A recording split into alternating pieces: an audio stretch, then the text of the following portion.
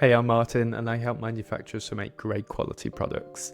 And in this video, I'm going to dig into step number 1 of our 4-step process for improving your manufacturing business. And that's going to be digging into standardizing production processes. And standardization is all about building a strong foundation for efficiency, because efficiency begins with a lean and consistent process. And standardizing your operations reduces variability, eliminates waste, and it creates a repeatable foundation that's easy to monitor and improve upon over time. So to successfully standardize your process, here's a quick checklist that you can follow. So number 1, document your processes. Start by capturing every step of the production workflow, because this will help you identify areas that need improvement. Number 2, simplify that workflow. Look for redundant or unnecessary steps and remove them to streamline your operations. Number 3, set clear SOPs. Standard operating procedures ensure that every process is performed consistently and with clear instructions. And number 4 is to define success metrics. Identify KPIs like cycle times or defect rates